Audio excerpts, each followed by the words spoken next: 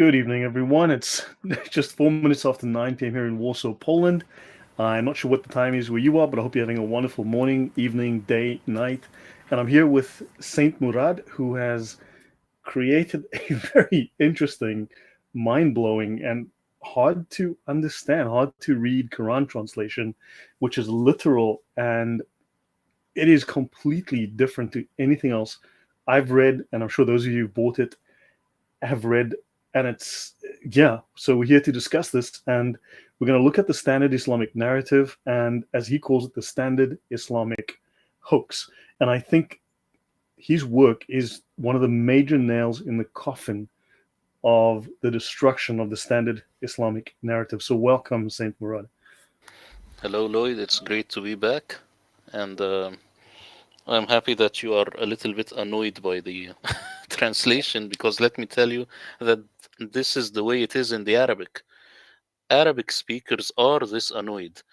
It is this strange, and actually they think it is holy because it is this strange. That's why they say you cannot never replicate it, of how strange and weird it is. It's actually a really good point. I hadn't thought of that. Your perspectives, Murad. I mean, I was struggling to catch up with you the first couple of episodes we did, because your perspective is so different to what we are used to. And we've been dipped and soaked in the Standard Islamic Narrative. But you're right. You're right.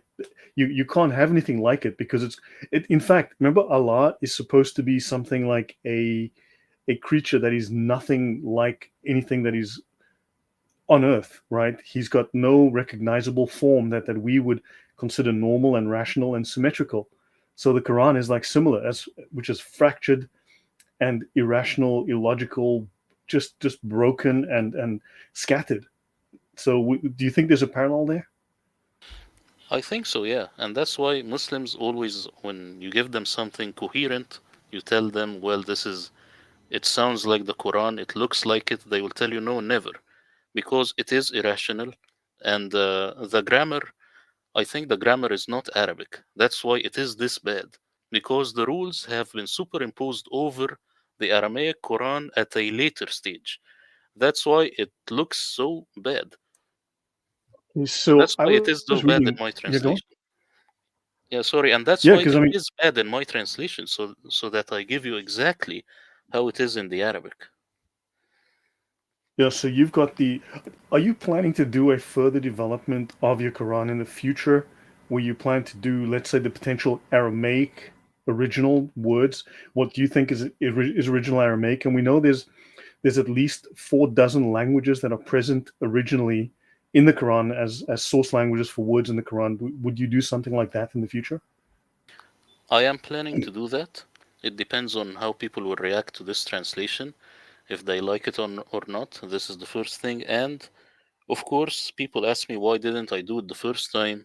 As I will explain in the future presentations, it's because you cannot just jump into looking at the Aramaic and the Syriac and the Hebrew. And remember, these are also just endeavors.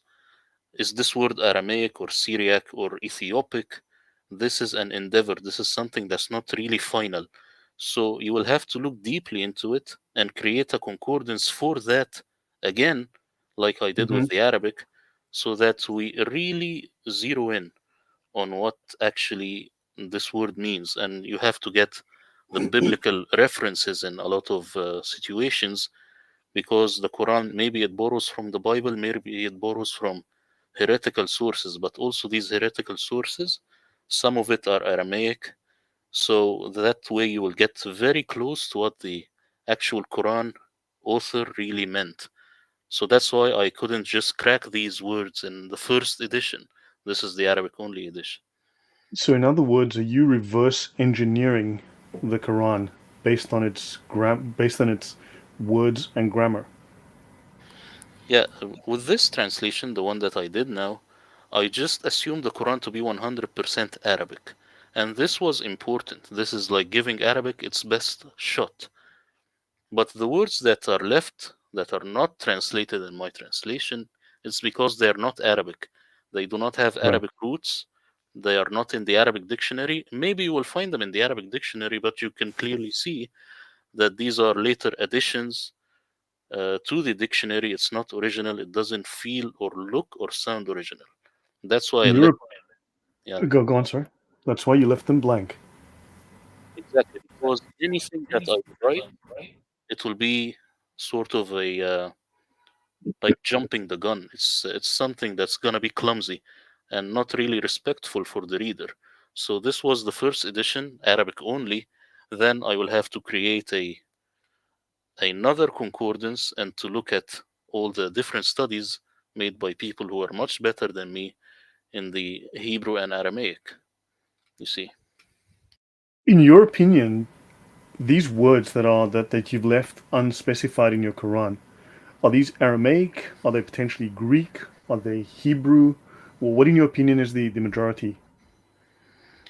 I didn't look deeply into it. The majority will be Aramaic, a lot of Hebrew also, some Hmm. Ethiopic, and some actually Egyptian, ancient Egyptian, a few The words. Coptic.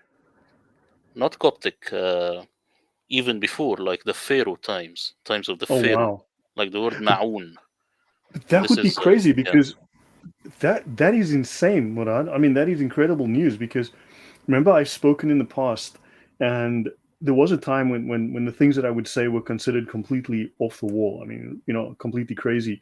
Now people will actually listen because the scholars, the major scholars, the Sufis claim that they've inherited the early Egyptian, the original Egyptian mystery religion, that they've retained that.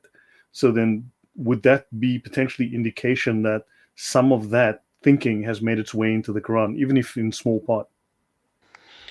Well, yes, but what I see is that the author is mainly concerned with rhymes. So if the word is from an Egyptian origin, but it rhymes well, he will put it. That's why a lot of times he will add names, like you cannot say Murads with an S, but the Quranic author has no problem to say Murads if it will rhyme well. So this is something that's very evident. The Quran breaks any rules just to make the endings of the sentence rhyme well, even if it will break any coherent logic. So their priorities, their criteria are completely different, and even I mean, this would be we would consider this from a Western perspective, a Christian perspective, to be an error. And we would consider this completely arbitrary compared to how we would consider what is rational and what makes up coherent scripture. Well, exactly. And you see, still today in the Muslim mindset, they have this idea that if someone listens to the Quran, and I say the word listen to it being sung in a certain way, that your Hmm. heart will melt and stuff. And also in my translation, you will find that there are incantations. So some Quranic verses were like incantations. You say it in a certain way, and you say it in a multitude of times. You say 3 times, you say it 7 times. It's like witchcraft. This is in the Quran. This is there. And we've discussed this. I mean, this is interesting. And now that I've had a few shows with you, it's starting to dawn on me, with the perspective you're coming from. I mean, that is so basically it entrances you. It's like a spell, it's like hypnosis. If you repeat it like this, it creates the spell and you start to just go with the vibe rather than any actual rational understanding of the text. Exactly. And this is what Muslims do today without really realizing. It's like, the of Hinduism or Buddhism. It has these, it's kind of the same. You go Yeah. into this trance. Well, I mean, this is discussed. I've discussed this before that magic is a major aspect of Islam. It's everywhere in Islam. If you read the Encyclopedia of Islam, it is like 45% of the content relates somehow to magic and casting spells. And so this is really unexpected. There's a question from Odon. Welcome, Odon, and also welcome Andrew and Mike, Ryan, Graham Pong. Great name. Um, and who else do we have? We have Villainous, of course. Welcome. Oratex, and everyone else. Thank you very much for being here. So he says, does this curious rhyme property come from the original Quran or its original material, or could it have been modified, added at a later stage? Well, the skeletal text, like in the San'a, Hmm. if you put the vowels in a different way, it might not rhyme. But you see, this is the fight actually between the readers, the Hafs and the Warsh and stuff. Okay. The rhyming is part of it, and also in the Quran it says "rattiluhu tartila," and I have in my translation, I don't remember the verse exactly. It's a way of singing. You have to sing it a certain way. That's why even the jinn, when they listen to it, it says in my translation, listen to the Quran and eavesdrop. That's the exact word I have. So you have to Hmm. listen to it in a very sneaky way. This is what the Arabic actually says. So listen to the Quran and eavesdrop. What? So is there any specific reason for eavesdrop besides the fact that the jinn are supposed to be technically the jinn are demons, at least in pre-Islamic Arabian mythology or in culture, and so the jinn are actually evil, whereas in Islam the jinn are sort of rehabilitated and become another form of life. But and demons are not allowed in heaven, and demons also shouldn't be listening to things that are holy, right? They should be trying to avoid that. But is there some specific reason for the word eavesdrop? Do you think a Well, particular reason for using the word? you see, the jinn in the Quran, it could be beings that you cannot see, or it could be beings that you actually can see, because in a certain verse it says استمع نفر من الجن. This word nafar, people they just say, well, group or something. This is the clumsiness. But in my translation, these are like a specific number of men. So the word eavesdrop is just this sneakiness. The Quran is telling them to become sneaky and just Sneaky. listen as if they are listening. This word is like if you put your ear on the bedroom of someone. This is not good. This is That immoral. But the is Quran is using this word exactly. that is really, you know what, that just tells me there's a story here, because it's just like something that tells you if you untangle this thread you'll find something. A couple of comments that are coming up. I mean, this is really interesting to me, and I think to the audience as well now. So some of the rhymes have been destroyed, Andrew says, by obvious later additions. Have you found this as well, that some of the rhyming has been destroyed by later edits potentially? Yes, and actually this is good to uh, to take out what has been later added to the Quran. For example, the Hmm. word warasulu, meaning and his messenger, in a lot of places, because it does not rhyme well, you can tell that this has been added. So the actual text is saying Allah, and then they say and his messenger. They just stuff this in there, and it ruins also the grammar. If you remove and his messenger, in a lot of places it works well. To my mind, what you've just said, this alone, as a place to investigate, and if these statements are fact, this undermines and completely destroys the Quranic narrative.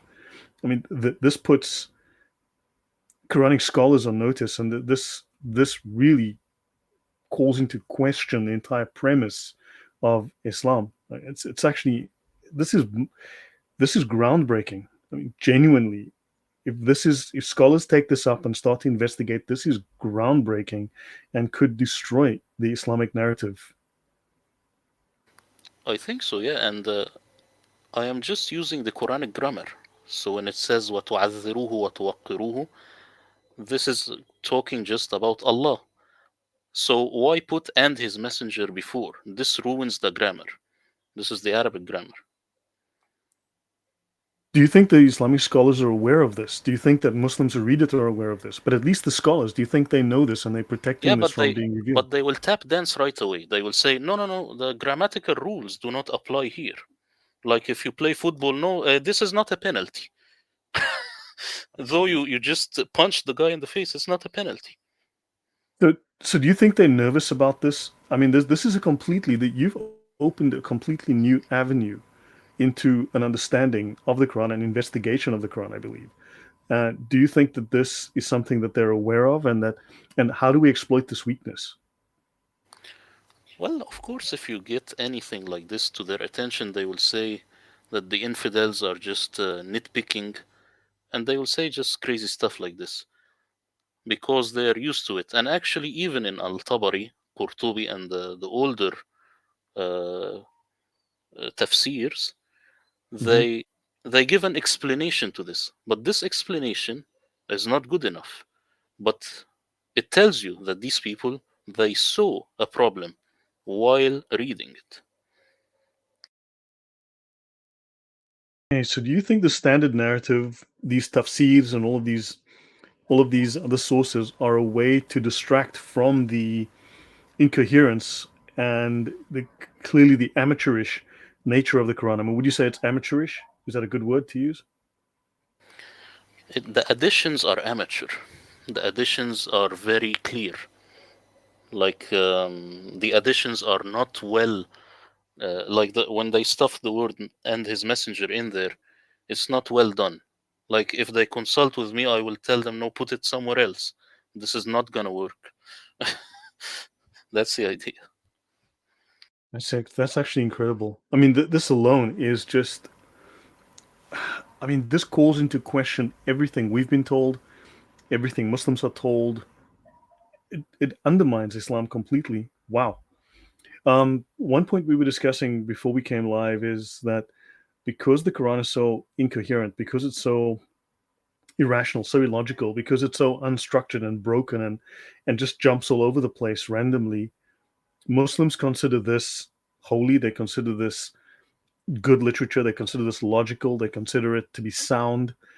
Therefore, they must look at Christian literature, which has a flow, a logic, sense, which is progressive in the sense that it goes from one point to the next in a logical step by step fashion.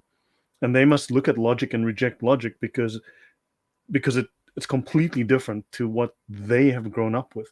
So they must view irrationality as rational, and they view rationality as completely, unworkable. I mean, so this is backwards and upside down. Do you think that they therefore we have this worldview conflict with Muslims, and they don't openly tell us this? Exactly. And this is evident from all Muslim debates. Just watch any Muslim debate with a Christian, you will find that there is something very wrong with his logic.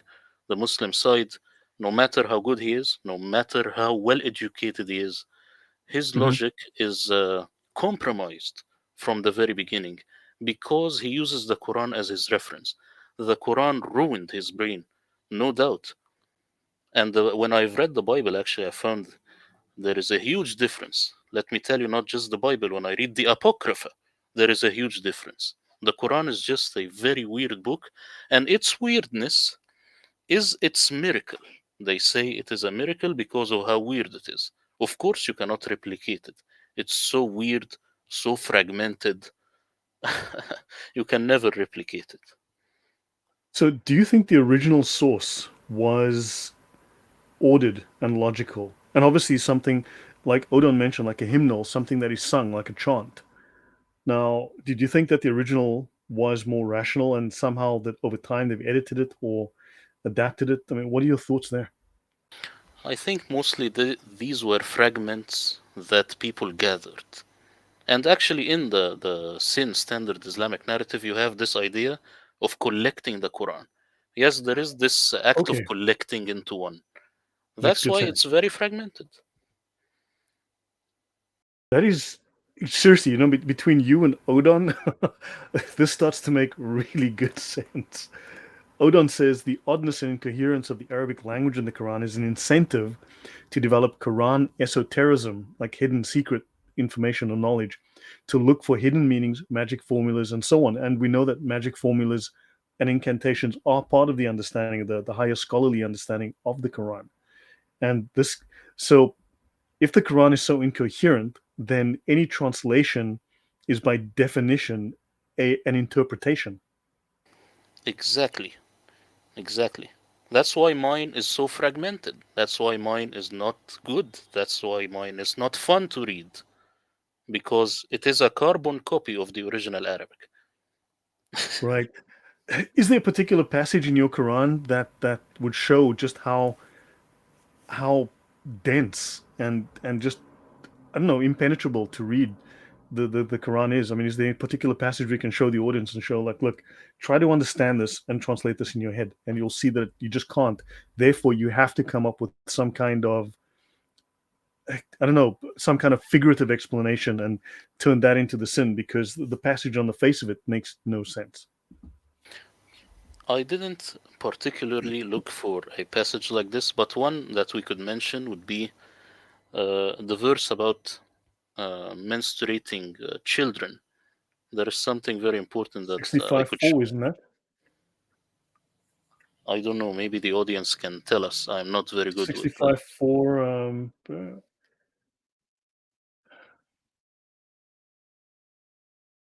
Yeah, the audience can just let me know. I thought it's 65. Here we go.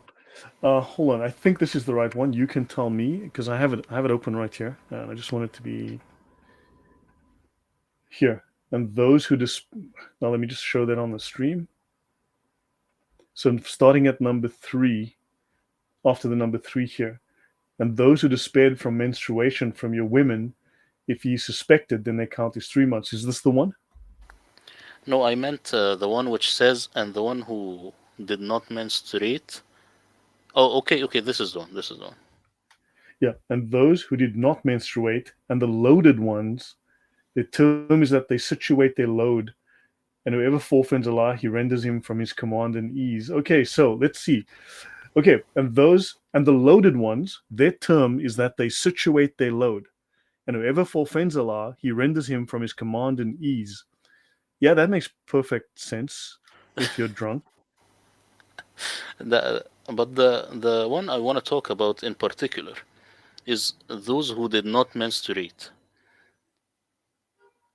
As you can see, Okay. the first part it says, and those who despaired from menstruation from your women. If you suspect, then their count is 3 months. Okay. And those who did not menstruate, what about them? You know what about them? Nothing. The Quran is silent. And the And loaded those who did. ones, yeah. Oh, so you mean this sentence, the loaded ones, has nothing to do with it? It's just another random sentence that starts because it No, doesn't no, I'm finish saying this I'm sentence. saying that the first ones there is a legislation for them. If you suspect, then their count is 3 months. These are Okay. the ones who despaired from menstruation, right? Yeah. And those who did not menstruate, what about them? What is their legislation? They have to situate their load. No, no, this is like the sentence ends here. And those who did Yeah, not no, it just menstruate, ends. So the sentence ends here at menstruate, and like a yeah, new sentence starts up that has nothing to do with this words before. yeah. So what the Muslims do is that they say, and those who did not menstruate yet, they add the word yet, and then they make it a child. But in reality, it's just saying, and those who did not menstruate. Plus, it does not have a legislation. So they add So it this, with the one before. They added like it takes the same legislation with the sentence before because it's so fragmented. You see? so there should be something here which is missing because this Exactly. sentence is completely random. Exactly. Wow, that is egregious. I mean, that is egregious. Yeah. The Quran is full of stuff like this. Its sentences are so short. If you write it in the sentences going from up to down, it will be so short. That's why it doesn't have any context. That's why they have to create the standard Islamic hoax to Right. make it into a So context. no, I also had the same thought. Masih Shahzad says the load is the baby in the tummy. Can we assume this? The loaded ones, their term is that they situate their load. I mean, I'm going to need people to sit. All of you guys, please situate your loads, which could mean sit down, whatever that means. Situate, put your baggage in the truck. You know, I don't know what that means. And if you offend Allah, He renders him from His command and ease. So, guys, I'm going to render you from my command and ease. That is gibberish. But could this be babies in the tummy? Yeah, they say that these are pregnant ones. Not a problem. Okay, these are pregnant women, but this is the literal translation. They are holding a load in their tummy. But that's purely an interpretation that is not explicit in the actual sentence. No, no. And let me tell you something. I don't want to forget this. The word forfend, people asked me about it. I have chosen this word specifically because it is an old English word. It is the only word which actually takes the Arabic word, which is ittaqa, and it means try to fend off the evil of Allah at any time. This is exactly it. Allah is evil. You have to forfend him. You will have to try and run from him. In Arabic, we say ittaqi sharr al-halim idha ghadab, meaning try to fend off the evil of someone who is always kind and sincere, because once he gets angry, then he is like a volcano. So this Oh is boy. Allah you have to always try and forfend his evil. So he's bipolar. I mean, and look, I mean, this is not a joke, I think, because from Dino Dennis, he says load equals poop. Because, I mean, yeah, could it Yeah, be you could referring be to loaded something with else? anything. Yes, this is the Arabic. Ahmal, himl, it's load. It is the same thing that you lift at the gym also. It's not weights, it's load. Himl, load. Lift a load. So it could be bricks you put on your truck. It could be anything that you load. I mean, situate your load. In modern parlance in America, that would be sit down, have a seat. Yeah, You because know, the Arabic, it has this word situate. It has it everywhere. It's the same word I think is used with Al Masjid Al Haram. It has been situated. So that's the idea, really. okay, so Andrew Martin says this has to do with preformationism, where the humans are made in front of Allah, put in Adam's loins and nested to infinity, and put in a woman's belly by the man as a load. I mean, yeah, but that's a very complex conclusion based on very incoherent inputs. I would think, you know. Yeah, I'm not sure. Can we? I mean, is that can we get there from here? That's would be my question. If you read also the verse which has to do with the creation of man, because of course, as you know, every single word I have looked into a lot of details about it, you will find that it's very different than what you are used to. Also, in my translation, maybe you have noticed I didn't use the word pigs or swine. It is not in the Arabic. There is two ways of looking at it.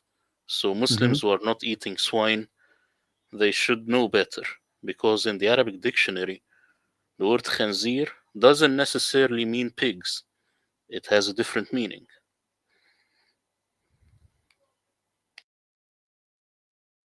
Okay, so what is this different meaning? Because then that also changes the entire understanding of Islam in terms of its dietary laws. Yeah, you see, the word khanaza, so the Arabic would be khanzir. They say this is a pig. Well, this is not wrong, but this is just very quick to judge. Because if you look at the word khanaza within the Arabic dictionary, you will find that it has a very certain meaning, which is decompose. So when it says, and do not eat decomposing animals, this is what the Quran is saying. So do not eat what has died or what has been gored or decomposing flesh, because in the Arabic it says flesh. So Mm-hmm. can I eat the fat of the pig? No, there are no pigs here. It's just that you should not eat decomposing flesh. And this just comes from the Arabic dictionary. But because at a later stage they followed the Jews one way or another, or because they were clumsy, they said the khanzir is only a swine. That is really so they just assumed or just they just decided it is swine. That is man, you're making me think if this isn't something taken out of the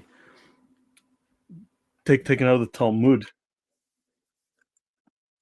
Let me see if I can find something on this in the Talmud. That would be very interesting. Let me see if this makes any sense.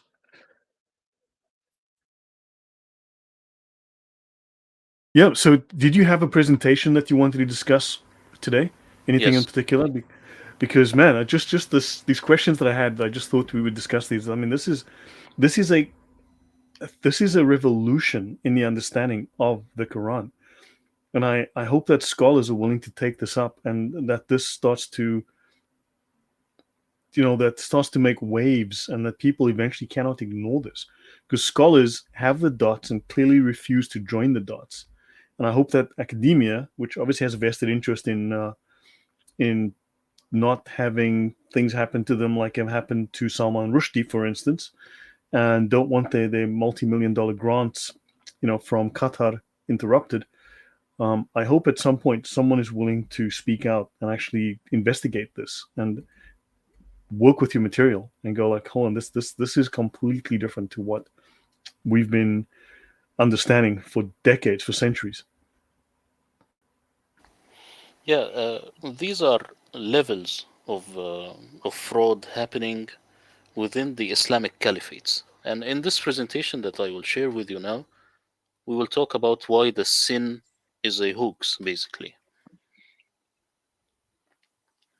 Okay, good. Yep. So you're welcome to share your screen and share this, because man, this is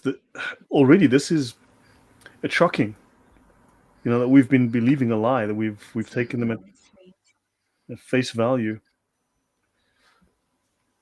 Yeah, You from the see, audience, I'd love to know your thoughts. I mean, how do you think this will impact Islam, and how does it impact you? How does it impact your understanding of the Quran? Because it completely turns my world upside down. do you see the presentation? Yes. Okay, so the standard Islamic narrative, I call it the standard Islamic hoax. What is the sin exactly? What is the standard Islamic narrative? Well, you have the exegesis of the Quran, you have the hadith,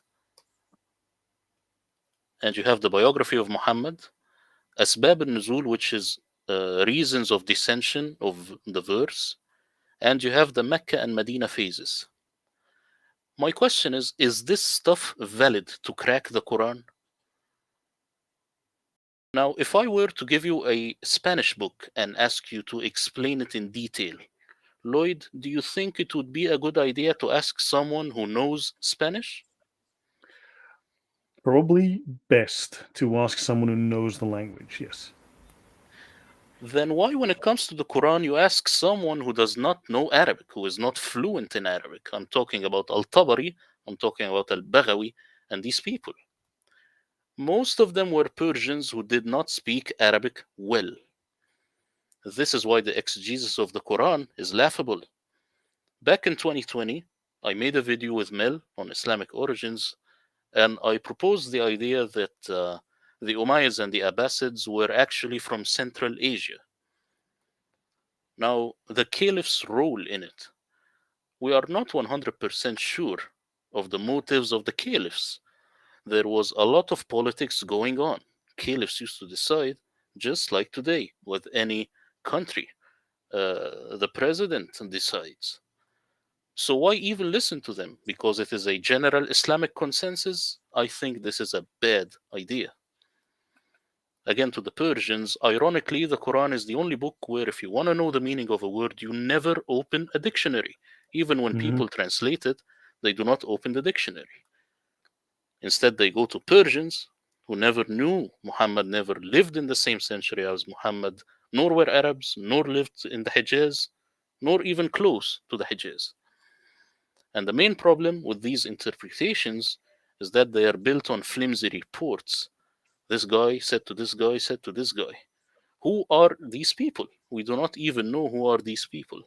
They're not like coming back to church fathers, historians. No, they are coming to random people who a lot of times were barefoot even. They didn't have enough money to eat. They used to make hadith just to eat. So why should I base my Quran translation on these tafsirs that are clearly a big sham? So back to you before going to the next slide. So these people are not based in the Hijaz. They're not in Arabia. They're not in Mecca. They're not in Medina. They're thousands of miles away in a different culture. They've learned some Arabic, but they're not fluent in Arabic. They've learned of this idea, and they start creating secondary revelations related to this, and they are trying to understand. They're trying to understand a language and a which they don't speak properly, and trying to make an understanding of this religious text supposedly, which they are clearly not understanding correctly. So these are not people that are in any way authoritative. Exactly. This is the situation. Now, what is the sin Quran exegesis? Well, an overarching theme in Quran exegesis is that anything the Quran commentators do not know the meaning of, they throw it into the afterlife because they know that no one can come back to life and prove them wrong. A very sleazy marketing tactic if you think about it. An example would be the word Kawthar in Surah 108, verse 1. They say it means it is a river in paradise, or it is that Muhammad had an abundance of children. So you can see the discrepancy is too bad that it's funny. It's a farce. This is pure comedy. What is a question? What if they know what that means, but they don't want to bring attention to it because it has a connotation that is negative for them, and therefore they try to confuse it with another meaning? Like, for instance, when I was doing monotheism, that series, I came across the word Qatar, Qatar, a few times. Because, for instance, if you take the name of the country Qatar, when you ask them, the scholars and will say, well, we don't know what it means. We don't know where the name comes from. Its origin is lost in sands and mysteries of time. But if you go into the legends, the pagan legends of the time, Qatar Wahasis was a pagan deity. It was a maker deity. And because the scholars will tell you, we think Qatar has something to do with ocean. And the term Qatar in the pagan sense has something to do with the ocean and this deity's connection to the ocean or a major event where he threw something into the ocean. So there's a link there, but they are deliberately, I think, trying to say, well, we don't know because if they reveal the truth, it would show a pagan origin and not this supposed pure Muslim origin. Would that make any sense? Well, with your explanation, you are assuming that these people knew the Arabic Peninsula, they knew about the southern area, they knew these pagans, but they genuinely didn't know they were from a totally different area. And when you read the tafsirs, you will find that they are really clumsy. They really do not know. And I will show you within uh, Yeah. the next slides why they were not deliberately trying to hide something. They just didn't know. And the word Kauthar, Okay. there is also another explanation by Christoph Luxemburg, which is that this is Aramaic and it means something like an abundance, but in time, not in children. So when you have an abundance in time, you are like a monk. You have an abundance to pray to God. And this is something very Christian. But this is the Christoph Luxemburg understanding. You see? Mm-hmm.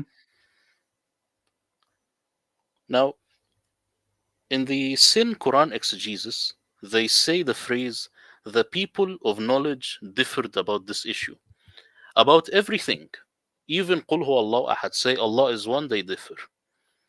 When You you know, ask to, Mimi yeah, Bibi, sorry to interrupt. She yeah, says that Kautar in Aramaic means many, apparently. I do not know because when I say the Aramaic roots, I just go to people who know Aramaic. I do not know Aramaic, so I cannot tell, you see. Mm-hmm. Okay. So when you ask today's Arabic speaking Muslims, you tell them, why do Muslim commentators differ about every single issue in the Quran? If you will ask this to Daniel Pikachu or any one of these people, they will say something like, this is because of the mercy of Islam. No, this is because Islamic exegesis is so ignorant about the Quran. And just this reply shows you how absurd the reply is. If you say this, why so many contradictions is because of the mercy, it means that your logic is uh, is bye bye. Right.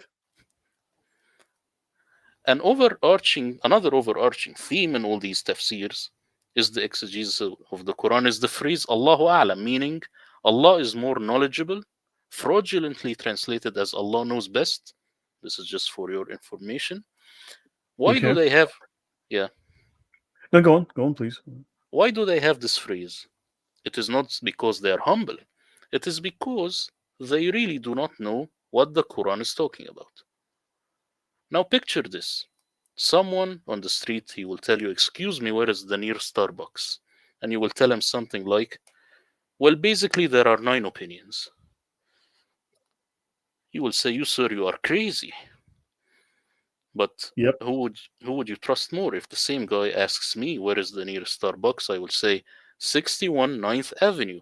So the question for the audience, who would you trust more? The guy who gives you the straight facts without the, well, there are many opinions about, what that could be. Yeah. If he says there are 9 opinions, it means that he has no opinion and he does not know the correct answer. That's the reality of the situation. Yeah. So now, the Sunnah, it came from Transoceania and not from Arabia. Here, this is the famous slide that you know. Muhammad ibn Ismail al-Bukhari, where was he born? This is the guy who wrote Sahih al-Bukhari. So these are Sihah al-Sitta. Well, al-Bukhari, he was born in Uzbekistan. He was not born in Mecca. Al-Nisapuri from Iran. Al-Qazwini, he was born in Iran. Just his name gives it. Al-Qazwini means the Caspian, the one from the Caspian Sea. Al-Ash'ath from Iran. Al-Tirmidhi, Uzbekistan. Al-Nasa'i, Turkmenistan. So as you can see, where they were born and where they died has nothing to do with Arabia. They were sharing notes with the guys in Mecca and Medina using Al Burak International Airlines and Magic Carpet Airlines. Yes, with 5G. They probably had 6G back Yeah, then.6G. We're still catching up with these modern Muslim technologies. So now, when we pinpoint them on a map, you will see here Uzbekistan, Turkmenistan, and Iran. Here is the Persian Gulf. Here is the Caspian Sea. No one from Arabia. So the ones who gave us the traditions of Muhammad are ones who never saw Muhammad, never even lived close to Muhammad. Right. Not 5G, it's five gins. 5J. Odon says that if the Quran experts don't know the meaning of the Quran, then this is proof the Quran was not about Islam, not originally. Yeah, of course, even the word Muslim in the Quran, it doesn't mean this Muslim that you see today. It means one who is submissive to God and is not a narcissist. You will find this all over the Quran. But Hmm. they gave it this extra layer as if a Muslim is something different and to break off of any Christianity or Judaism as if it's something new. So, plus, talking about the same point of the Sunnah, oral traditions survive at the same area it was born in. Like, for example, the indigenous people Hmm. of America. Like, Right. if I wanna know something about the indigenous people, I will ask them, and I will trust their traditions. Not because I'm a hypocrite and I don't want to trust the traditions of Muhammad, but because these people survived in the same area. And since all Sunnah writers came from places other than Arabia, then the claim of oral traditions being passed down from Prophet Muhammad till now is a complete fraud. You see. Do you have anything before I talk about Bukhari? No, I mean this makes sense because those traditions would be localized and they would eventually, when they would go from oral tradition to being recorded on paper, and they would make their way into these Qurans. We know already there were dozens of variants of the Quran, and the Quran already contains material that is mythical, that is not just that doesn't quite belong there. So yeah, one has to wonder what kind of influences these people were placing on their interpretation of this Quran, and why wasn't it written in Mecca? I mean, why weren't these people based in Mecca? That's such a one has to wonder. Yeah, because Mecca, of course, didn't exist, but this is a different question. So, Sahih al Bukhari, is it a hoax? Sahih al Bukhari doesn't have one original manuscript. This Moroccan scholar wrote a whole book about it. Until now, no one has debunked him. This is the name of the book. صحيح البخاري نهاية أسطورة. In English, صحيح البخاري, the end of a myth. And this Right. book is in print. Debunking him requires one thing and one thing only, a manuscript from the time of al-Bukhari.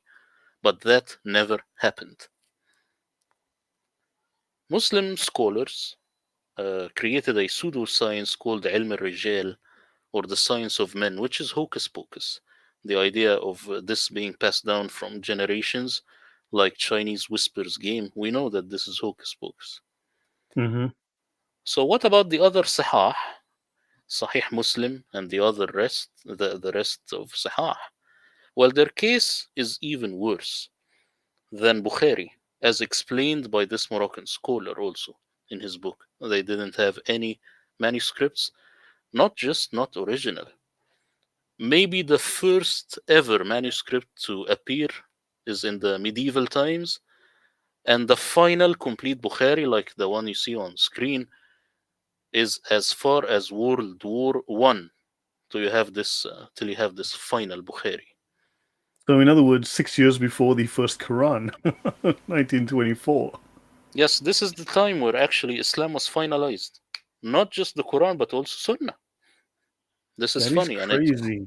it goes also with Saudi Arabia, Ibn Saud, and Abdul Wahab, and just Saudi Arabia in general. Yeah, You but see? also, and the problem of variance in the hadiths, even with Bukhari, exactly the same problem you have in the Quran. You have these variant Qurans. You have these multiple qira'at.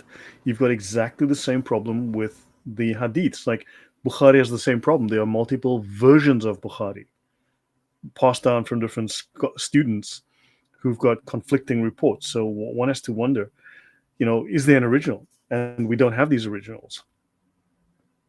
Yeah, not at all. Plus, these writings are not all about Muhammad. Bukhari has a lot of stuff which has nothing to do with Muhammad, like the she camel getting stoned. And this is not always translated into English because it is so absurd to the point that it's embarrassing.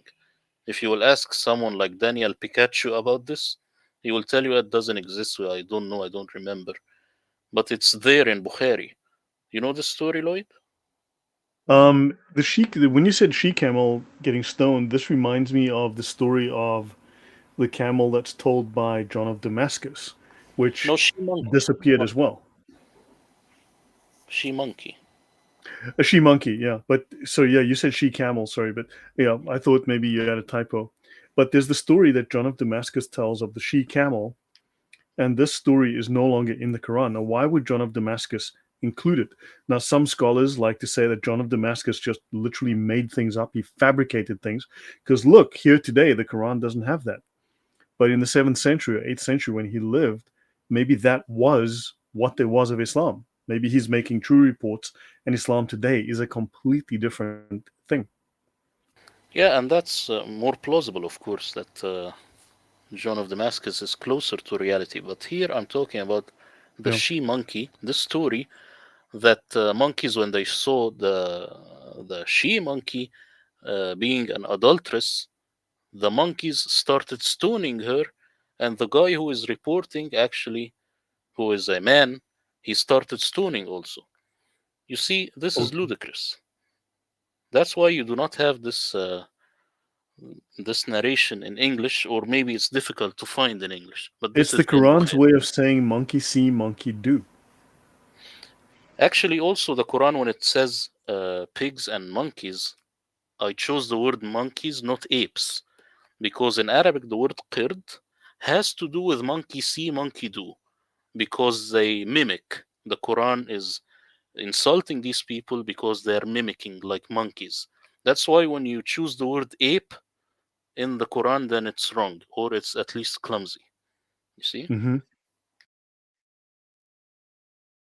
Tell me something. Does the Quran talk about monkeys and pigs for the Jews, or It apes and does. pigs? Does actually it It does? says monkeys because monkey see, monkey do, and pigs because the pig is filthy. It doesn't Okay. smell good. It has this decomposition in it, this decomposing element in the word. As I told you, in the other context, it would be decomposing flesh. So you have two layers in the onion.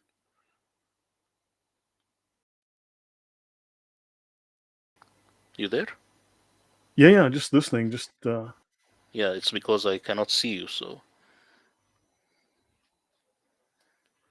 okay. So, the biography of Muhammad is also a hoax.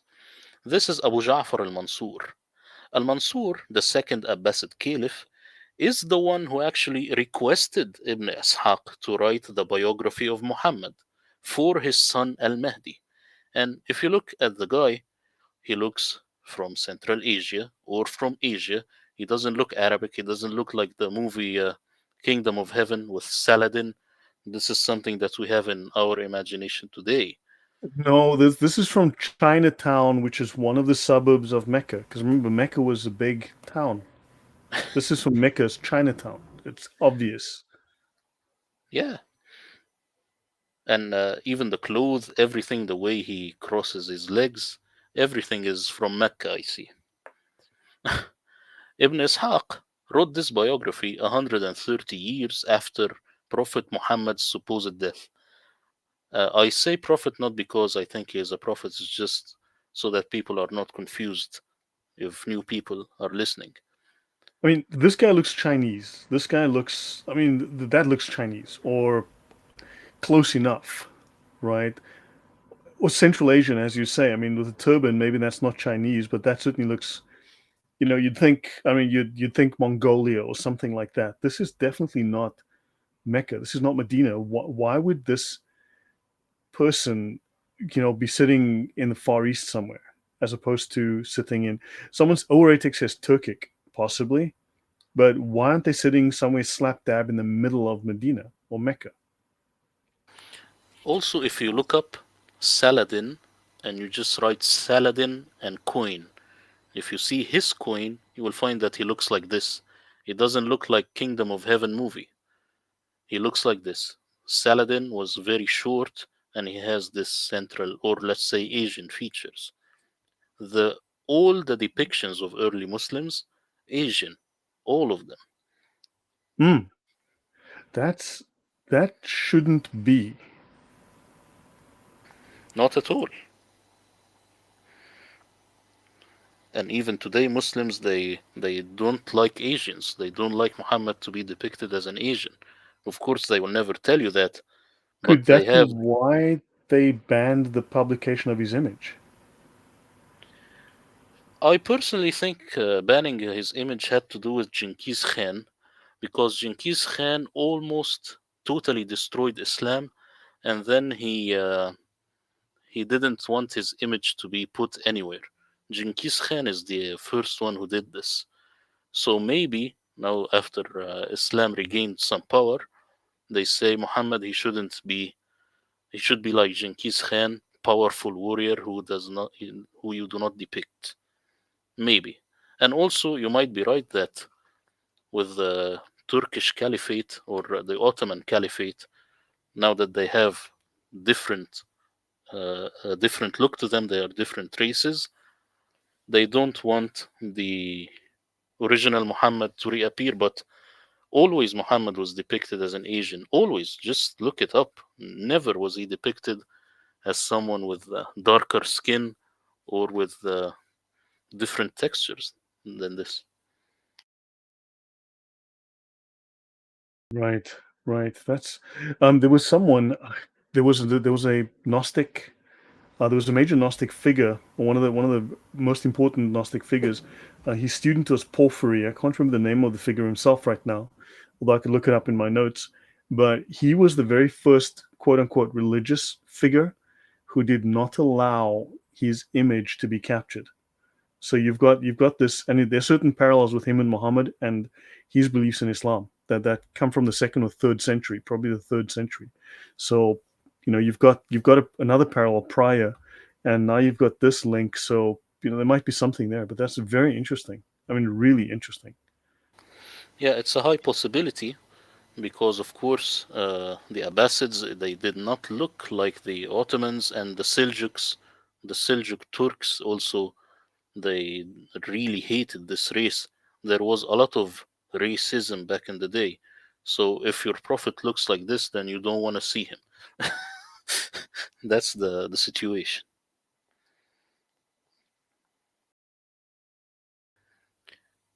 Now, the Plotinus, that's the problem, first thing, Plotinus didn't allow his image to be captured.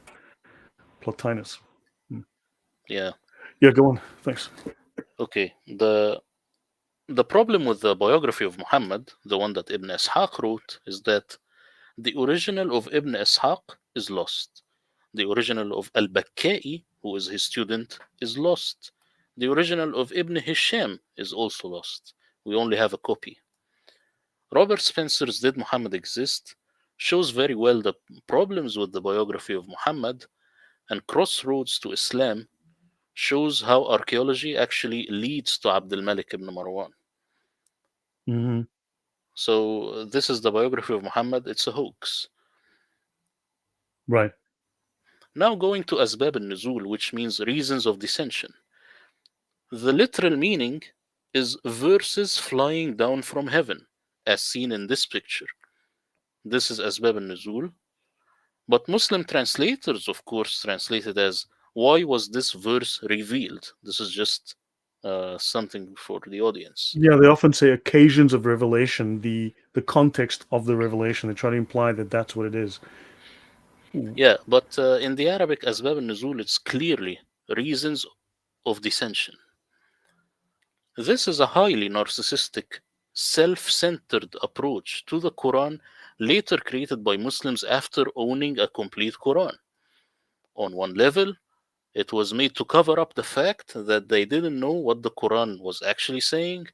On a deeper level, the idea was crafted to forge the life of Muhammad into the Quran, when in reality, the Quran does not know Muhammad. And this is actually the very first depiction of Muhammad as an Asian, also.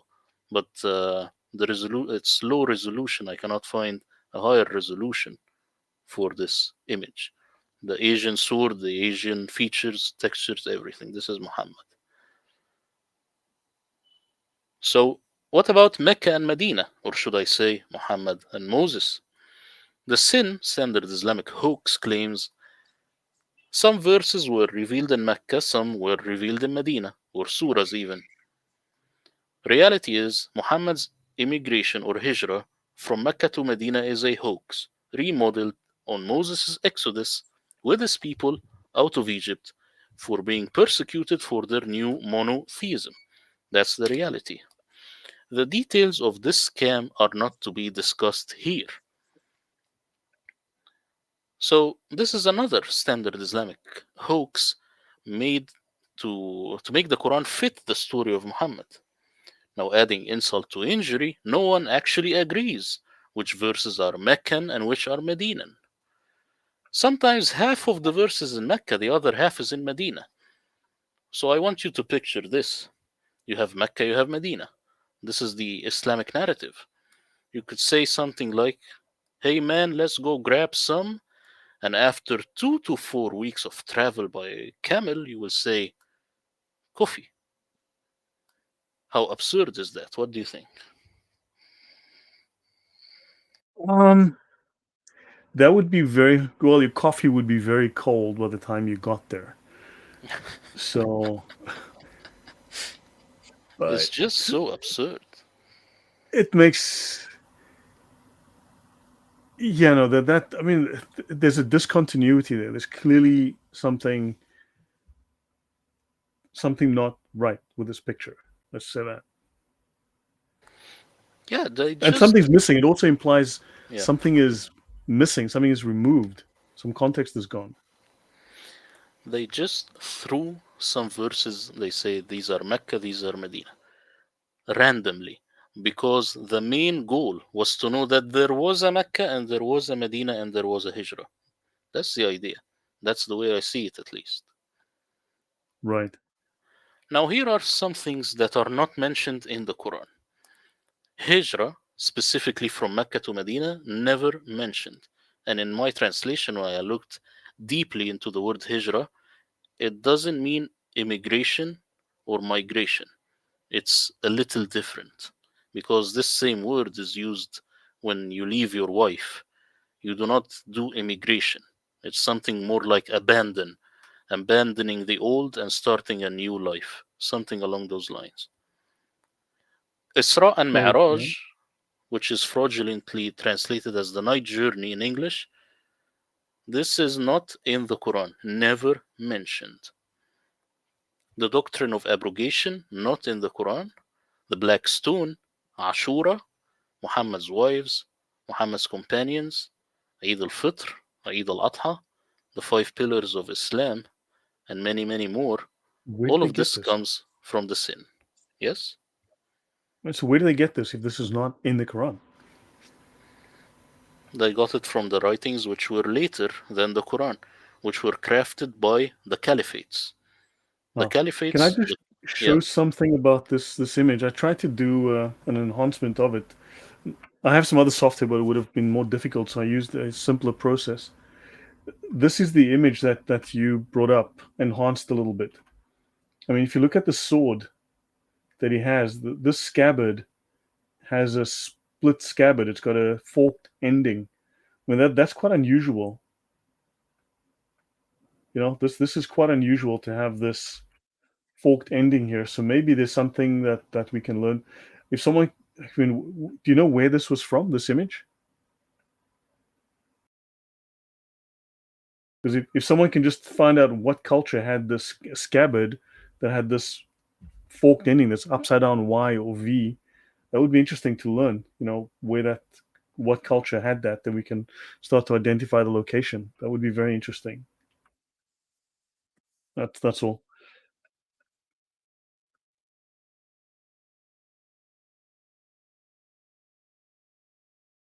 Now back to you, Murad.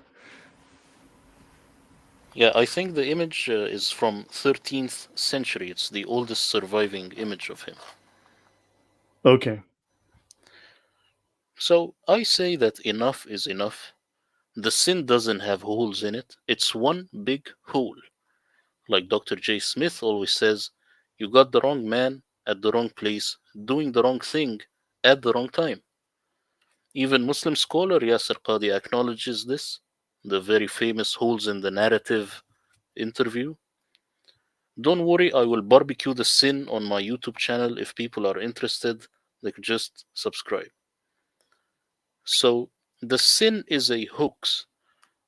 These tools are not valid to crack the Quran. It actually ruins the Quran even further because the Quran was hijacked later by these Persians. And at this point, I ask you, what do you think? I mean, the tools though are helpful to give us an insight into the people, their motives, their agenda. You know, it tells you something about the context of the time. But yeah, but are they trying to create something? Are they trying to cover up something? Is it both? I mean, it's also there to confuse the issue, I think. So but yeah, the whole thing seems like a massive, massive fabrication that occurred over what looks like centuries and over a very large area. Like different people had control at different times, putting their influences on it. Yeah, it's because these people, they never imagined that one day we will be doing this. Because when they abrogate what came before them, no one is going to ask them because the caliphate was a total dictatorship. So there was no problem back in the day. That's why all these contradictions actually survived. Hmm. Now we will shift gears a little bit and talk about Muslim and non Muslim Quran translations. The question with the Bible is which translation is better? But with the Quran, which translation is worse? Quran translations are so bad, so deceptive, that they are an online meme. People sometimes call them the science of bracketology. From all the brackets, sometimes you have a long, long sentence for one word. Hmm. Now, what did these people have next to them as they were translating the Quran? You have the Muslims and the non Muslims. Both of them, they had the sin as they were translating. They had Al Tabari, Bukhari, these people.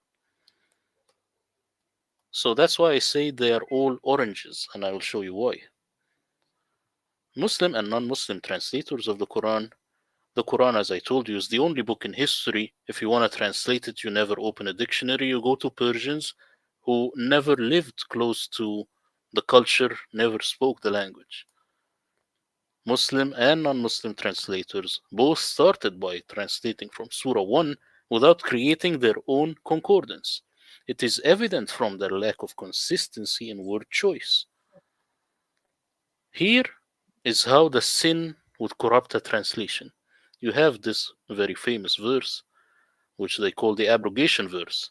ما ننسخ من آية أو ننسه. The word ننسخ and آية, almost every single Quran translation uses the word abrogate a verse. This is sad because if you look here, you will find that this same word is mentioned 4 times in 4 different contexts.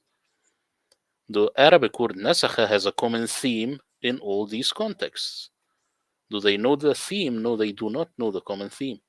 It is evident because they didn't bring out every word in the Quran into a concordance and then look deeply into it.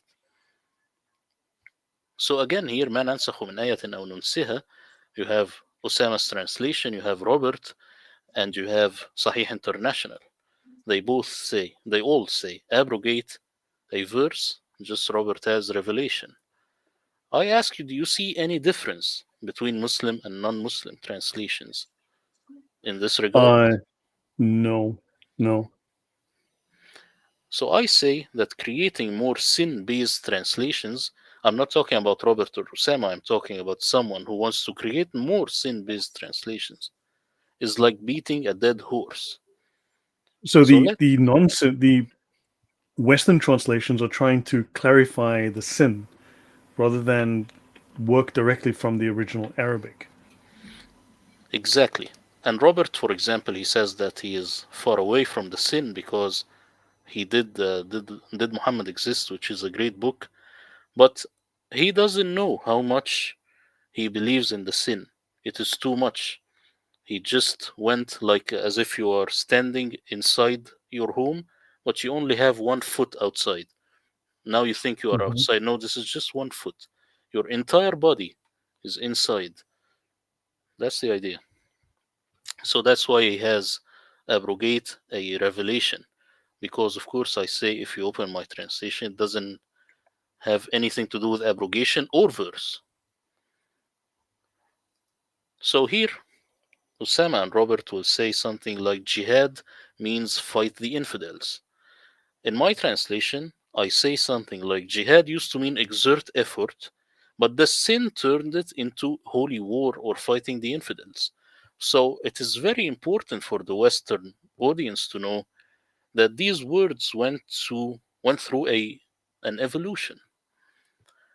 It's as if they are saying gay only means homosexual. I say in the 50s, gay used to mean happy, now it means homosexual.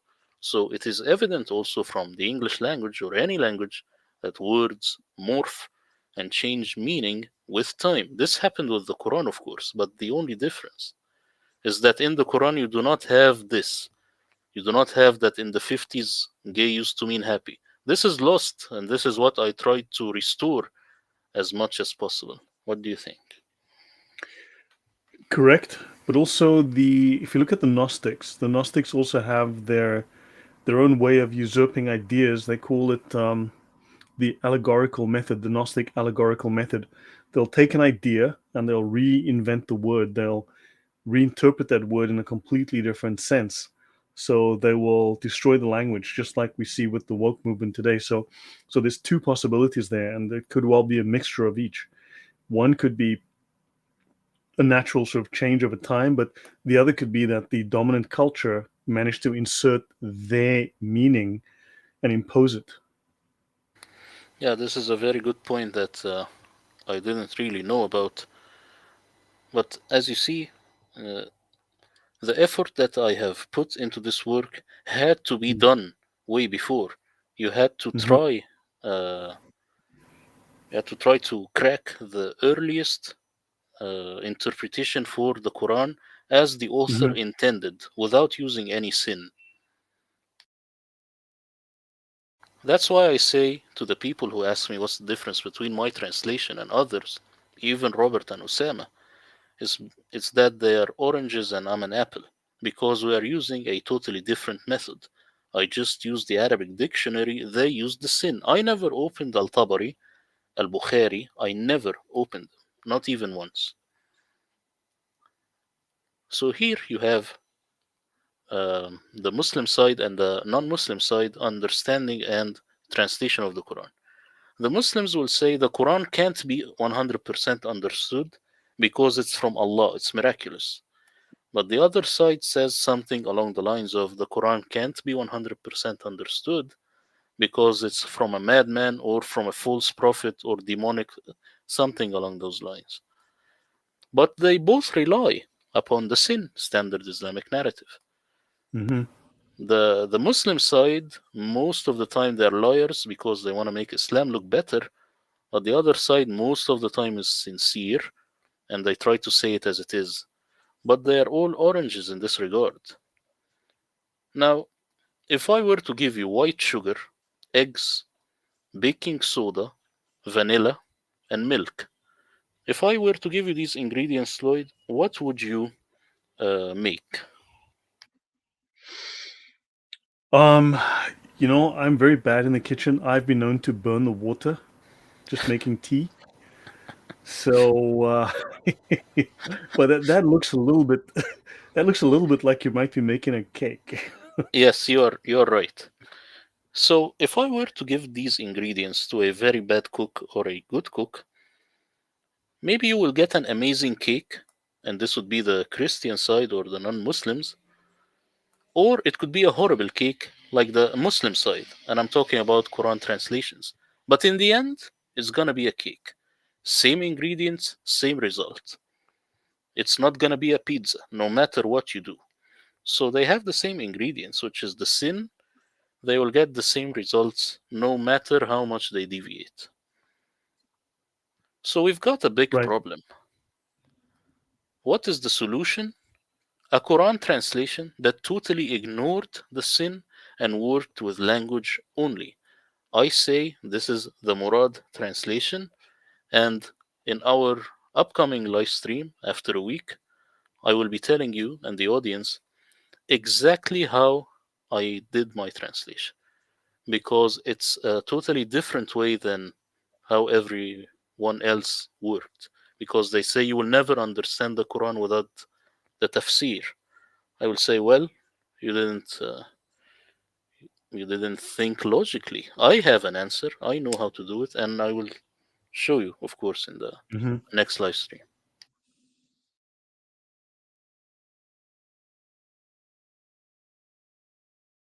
So,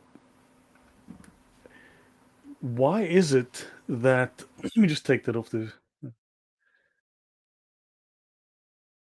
I let me just hide that for you. There you go. Why is it that every point you raise is rational? Every point you make is sensible. You raise very good questions. You bring up good points. Why is it that you're the first one to do this? To go, hold on, wait, let's start from scratch here. Let's start from fresh. Obviously, they did this potentially in 1924 with the Arabic Quran, but what did they do in 1924? I mean, they cleaned up the Hafs. How did they clean up the Arabic? And then, of course, from there we got all of these like formal Sahih International English translations. So that's a separate question. But why were you the first one to do this? What was it about this mind virus that prevented others from seeing it this way, from doing just what you did? Well, to be honest, I do not know, but this is the reason that I did this project. It is because I knew that I was the first one to do it. And also, people on YouTube, they gave me a lot of love and encouragement, which was very unexpected for me. So it's like I feel that I was being called to do this.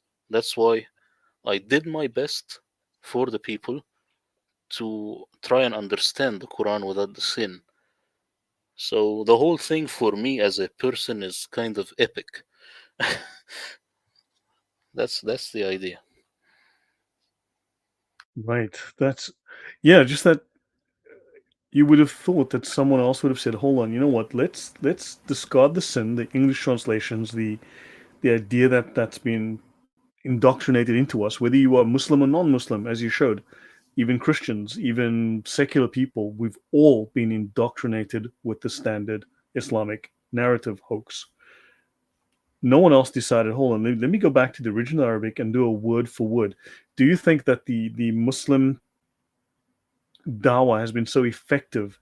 Do you think that they're aware of these inconsistencies, these incoherencies, these difficulties, and that they have so successfully created this set of red herrings, this outer camouflage to turn people away from the direction that you went in? And what made you look in that direction versus others? I mean, do you think that the Muslims have been successful, and what made you different? Well, I think there are multiple layers in my answer. There are gonna be multiple layers. First thing is that everything I raise is kind of responded to in the sin, but the responses are ludicrous. That's why any Muslim will tell you, this issue this was raised 1,000 years ago. Yes, it was raised, but you give a horrible answer. So the question still stands. This is the first thing. Second, Muslim dawah in general, have a bully attitude.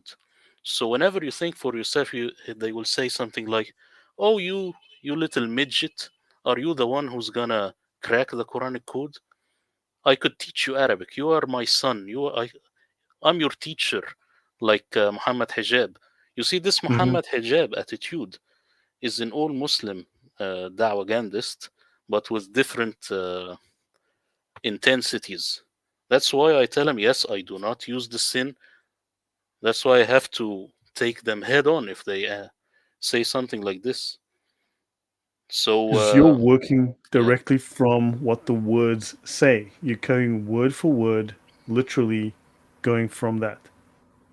Also, people who say that you cannot understand the Quran without the tafsir, I would say this is not very smart. Let me tell you why.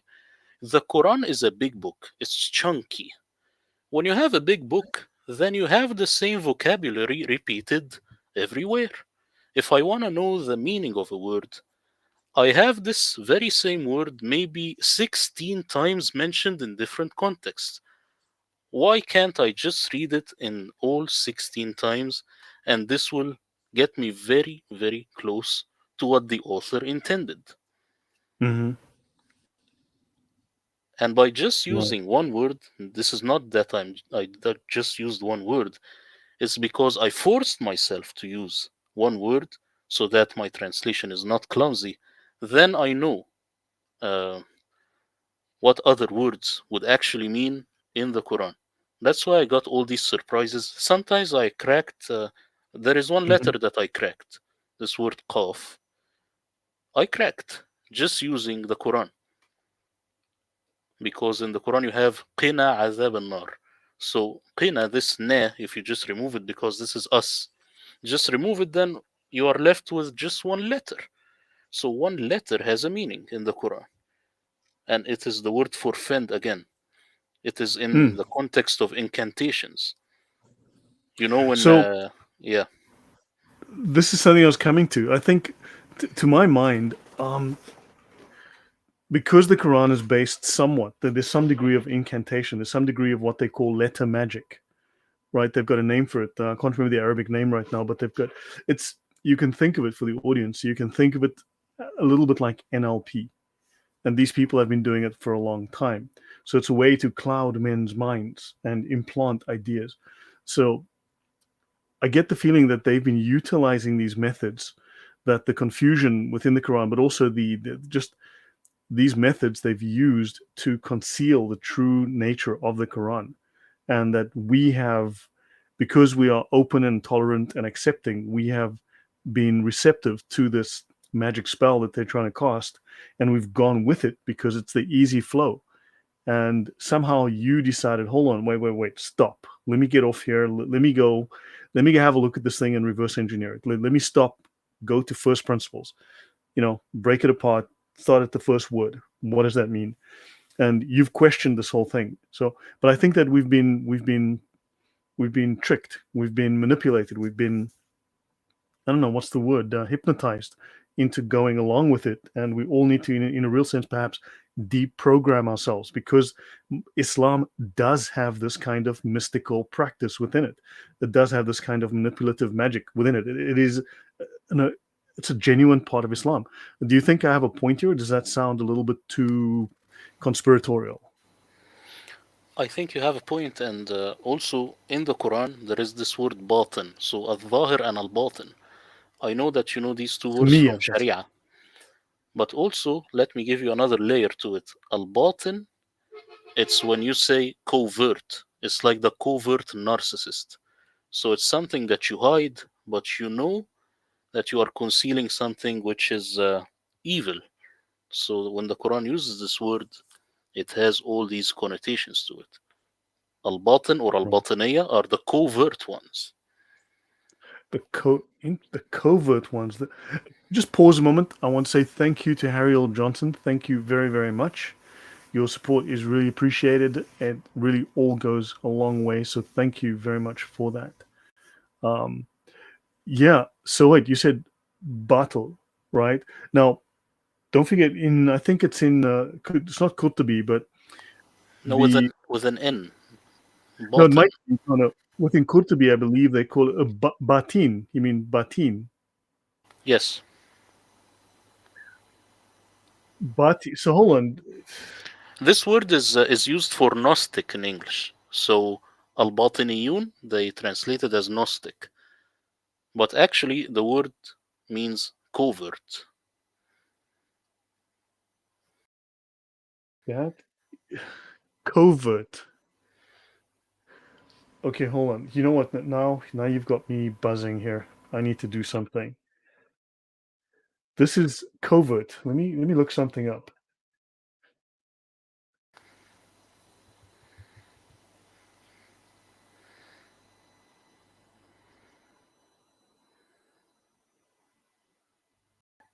So batin. So wait, hold on. So okay, hold on. Let me share my screen for one moment. Thank you, Abdul the Apostate. Just subscribe. Thank you, Abdul the Apostate. So hold on. You're saying batin is covert. This here. Yes. Yes. Because the work that I've done, and which I think you would be to some degree familiar with, this is one of the two divisions of Islam. You've got the Sharia, the legislative, which is the rules imposed on the legislative subjects, which is your Muslims, and you've got the scholarly level, the spiritual level. This is only for advanced scholars of levels 3 and 4 here, and they're the ones who know a lot. The Hakika, as in Daniel Hakika True, which comes from the Hakika, a high level scholar, right? And Batin is the inner, the esoteric, which is the Gnostic knowledge. And you say this is, what is that word that you used? It is Covert. Covert would be even more accurate. Inner is okay. Esoteric is a little off. It's covert, like a covert narcissist, the one who knows that he is doing malignant deeds, but he is hiding himself. Covert. that is, man, that just covert. That is scary. So these are people doing covert things. These are people doing underhanded things, secret things, manipulative things in the shadows. Exactly, and the Like word button is the same as the word belly. So you have these secrets within your belly. This the same as button. Button. that is the context. I mean, sometimes I think they're playing games with us, like they hide these clues that are there to confuse you, but they're kind of laughing up their sleeves at you. I get that feeling sometimes. I want to tell you also about the word Sharia because when I found in the Quran Shara'a, I think it's only once. It Hmm. does not mean legislate. It actually means legitimize. So legitimize something that was not legit. So something that was wrong, now you do it right. This is tashri'a or sharia. You kid me. So wait, so you mean is it a moral inversion or is it a corrective? So something it was forbidden, like do not smoke here. Now I make it legitimate. I make you smoke here. This is So that's a tashri'a or moral sharia. inversion. Yes, But that's a legislative inversion because morality, if morality is absolute, you cannot make what is evil good simply through legislation. So this is a legislative inversion. It's a moral inversion certainly, but basically, it's a principle of law, and you've through legal means you've made the legal or illegal legal. That's but the that word is shocking. legislate is more neutral. I am saying the word legitimize, legitimization. Something that Legitimize. is not legit, then you make it legit. That is man. That is disturbing. That's immoral. That's the word. So Wow. something that was not shari, something that is not legitimate, now you make it legitimate. This is tashri'ah. But But then now they they know say what they're doing. legislate. But then they know what they're doing. They're deliberately deciding, hold on, we like this evil thing. We're now going to call it good. Exactly. This is the exact meaning of the word, and I found it also in the dictionary. And actually, the word shira, if you look at it also, the different layers for it, like the very root of the onion, it Hmm. comes from the word road. So, because it is multiple roads, meaning multiple roads of understanding, multiple ways of understanding, or let me say, multiple ways of legitimizing. Okay, that's satanic. First of all, I mean, there's something narcissistic, but something psychopathic about that to try to legitimize what is evil. But this also tells me, from what you're saying, the context, Murad. I mean, one of the things that I'm picking up, at least, and the audience, please let me know in the chat if this is a similar concept that you're picking up. But I'm sensing a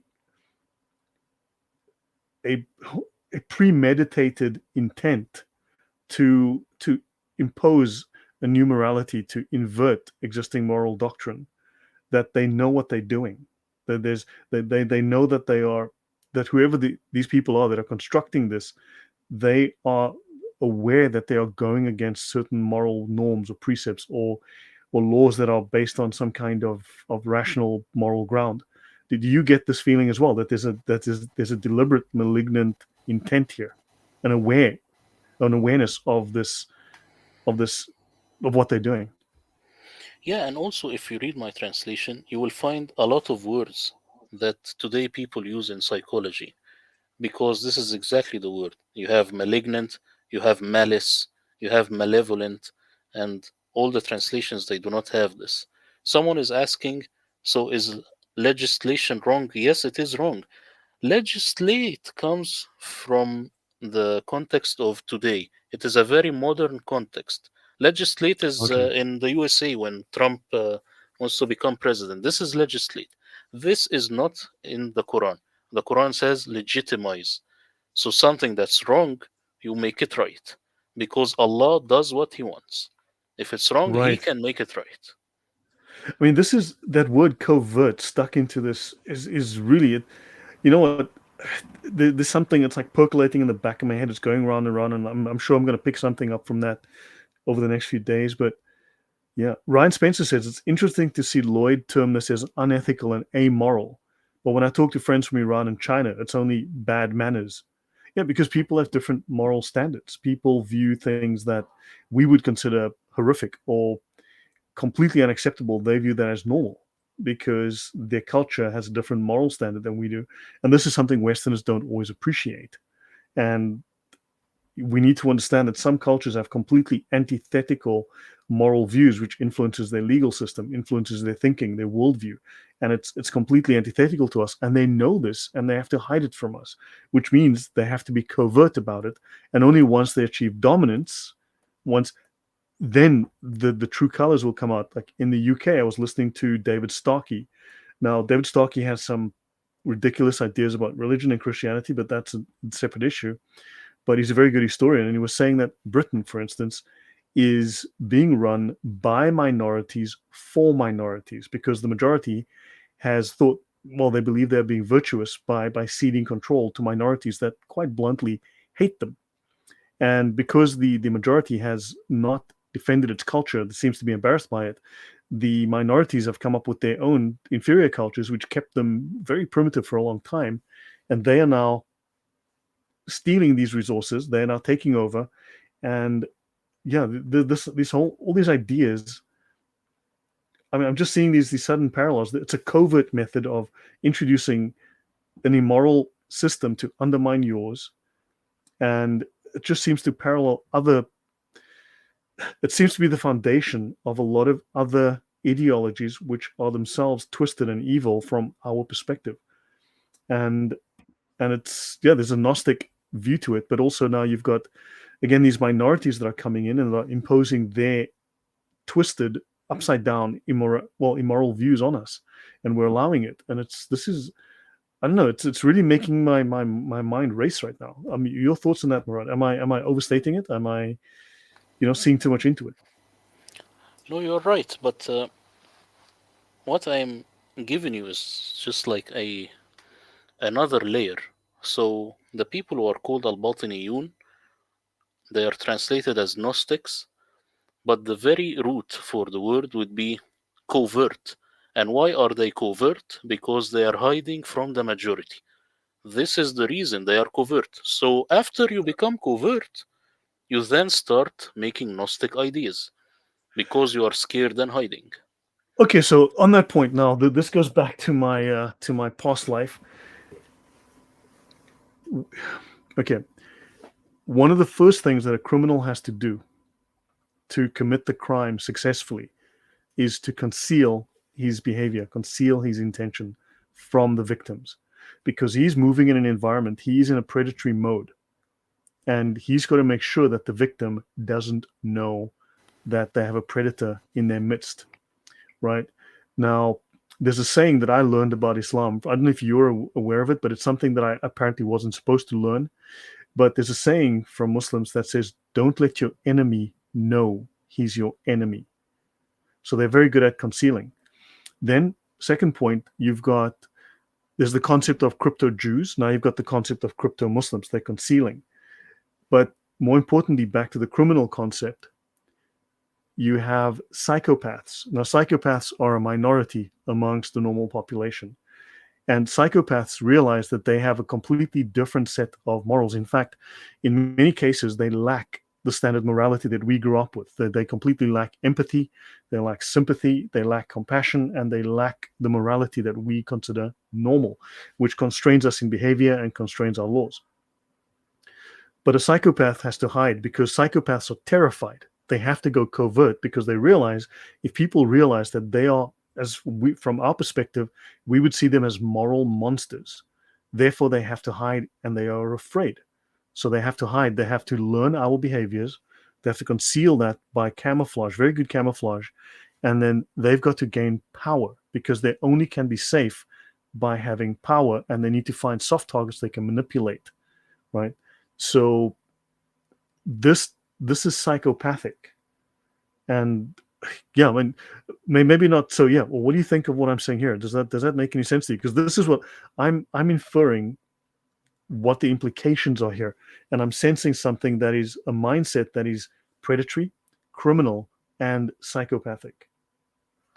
Well, what you are saying is right. The only difference is a psychopath, most likely he is born, but an Yeah, Islamic terrorist, uh, is made. you make him evolve into that So with these concepts. psychopaths will impose their idea. Now people are going to come. So I'm going to use a word which many professionals are going to dispute, but it makes the point. So you can, if someone can fall under the spell of the psychopath, he will start to suppress his own human instincts, his own human morals, his human emotions, and he will adopt these views. Like in Islam, you've got the nafs, right? In jihad, you have to suppress your nafs, which is your inner revulsion at doing evil things or violent things. So there's a parallel there within Islam already, within jihad, but also you become a socialized psychopath. And when I say that, what I mean is, and don't throw a textbook at me and explain, well, actually, Maureen, in other words, you're not born a psychopath, because psychopaths, some in modern medicine, some people consider that psychopaths are a different species of human because they lack certain structures in the brain. They're physically different. There's a lack there, a physical structure that's not present. So this regulator, this inhibitory mechanism is not there. But others can, they want to be like the psychopath. They want to free themselves of moral restraints and boundaries that affect the rest of us, and so they become socialized. They learn how to be a psychopath. Hopefully that is clear. Does that make sense, Murad? Yeah, and I want to add something. The Quran, as I told you, the author is very sad. He is sad because the people are not psychopath. He is sad. There is one verse in the Quran which says something along the lines of, if we were to write jihad over our people, very little of them will go to fight and die. Something like this. Well, duh, because they're human beings. Why are you Mm-hmm. very angry? He is angry because they lack this psychopathy trait. That's why the Quranic author is trying to train you so that you be covert at least. Now you cannot So be they are fully psychopath. OCD. They are what's OCD? They are bipolar. These are emotionally disturbed people. The Quranic author is training the people to be covert at least. If you cannot be Wow. overtly evil, then at least be covert. Even if you look at, I look a lot at The narcissistic personality disorder. There are a lot of videos on YouTube. If you the look greatest at it, level yeah, of loyalty is to act with your hand, to do jihad, and the next level, the lowest level, the lower level is to use your mouth, and the lowest level is to believe in your heart that is doing it covertly. That's exactly, psychopathic. exactly. Wow. That's Wow, why that's more Sharia.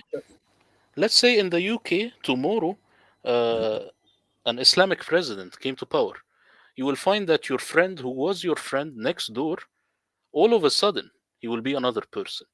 He will now show his true colors. All this time he was covert because he had to do it this way. And this is in the Quran, this is in the Quranic author's mind. Also, when you look at the covert versus overt narcissist, you will find that the overt, the one who is open about it, is actually kinder because he just lets it out. Your friend who cusses a lot is kinder than your friend who is always smiling and just acting very, very politely, because this is most likely a covert, more dangerous type. So the Quranic author is telling you, when you go and try to recapture Jerusalem, that's what I think, either be overt and fight and kill the infidels, or try at least to be covert about it. CMB says a learned psychopath is a sociopath. Um, yeah, although I mean I've seen different definitions in terms of sociopath and antisocial personality disorder, but I mean that may be the word, that may be the case.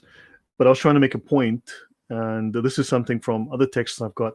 I don't have the books here, but I was very, very interested in psychopathy at one point because of the work that I was doing. I was working with, shall we say, against very dangerous people, and I wanted to understand. So I was doing a lot of reading on psychopathy, especially Robert Hare's books.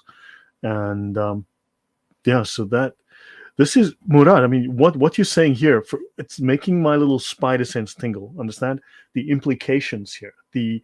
I just see parallels. I just see it's like Danger, Will Robinson, or Spider-Man having his little spider sense tingle. I'm just seeing parallels with very broken people, with people who are willing to do violence. People are willing to manipulate, and I see moral inversions. I see associations with ideologies that we know to be genuinely evil, and groups that have adopted these have been disruptive and destructive in history. So, what you're saying here really disturbs me. I mean, I hope I'm not overstating it, but I am. This is really this changes things completely. You know, when 9/11 happened, of course, there are a lot of opinions as to who did what. But Hmm. what is for sure is that there is this guy who is one of the cute Muslims, quote unquote, called Judy Jasser, and Yeah. he tried to make a rally after 9/11, right after it, saying Islam is peace and we stand with the victims. You know what happened? No one showed up. Zero. And he himself, he was kind of shocked. There is this psychopathy element, but of course I never talk about it bluntly because I don't want people to say I am talking about all Muslims. Well, I'm just talking in general. I'm just saying this is generally the case.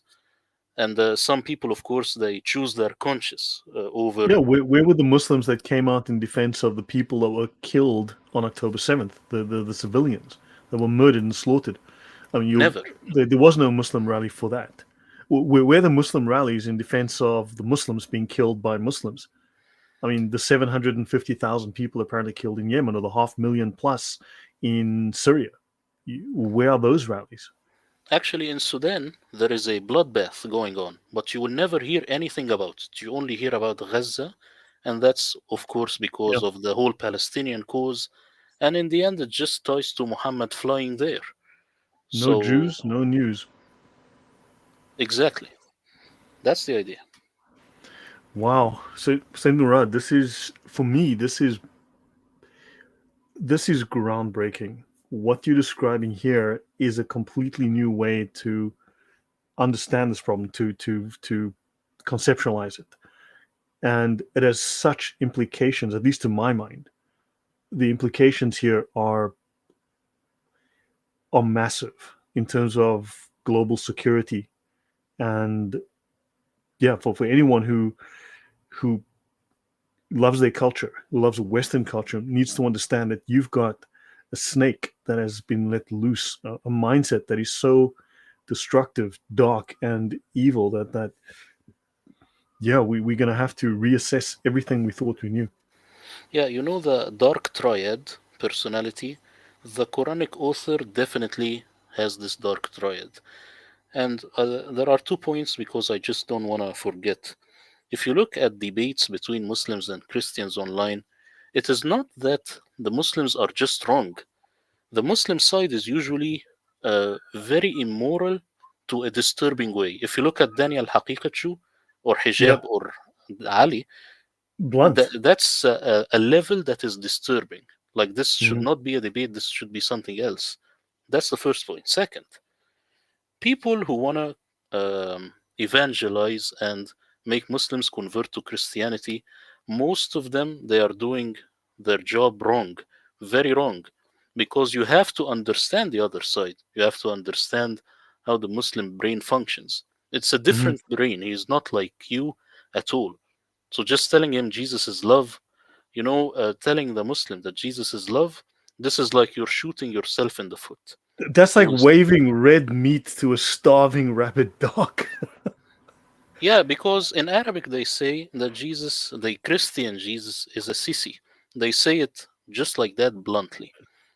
So Right. don't say Jesus is love. You have to make like a totally different strategy to crack his brain. You know what's scary? I discussed the dark triad on my channel in context of Gnostics and woke ideology. And Andrew Martin says that the dark triad includes malevolent personality traits like Machiavellianism, narcissism, and psychopathy. People with dark triad traits are often manipulative and lack empathy. And that would be psychopaths or those who enjoy power and control. I mean, for instance, um, when someone is gaslighting you, they delight in your discomfort. They see you distressed and confused and lost and hurt, and they enjoy that because they can exert. This is what they believe power is: the ability to manipulate and hurt people and confuse them. This gives them control. And from a from a from an emotional disorder point of view, if someone cannot control their own emotions, they have to control yours. And you've said that Muhammad actually is someone who cannot control his emotions. This is someone who's got a personality disorder where they've got extremes of emotion, and therefore, if they cannot control their emotions, they need to control those around them. They need to impose themselves. And yeah, and confusion and disorder is a way of also creating compliance because there's no structure. So you just you're waiting to be told by your superiors what to do. I mean, this is very twisted.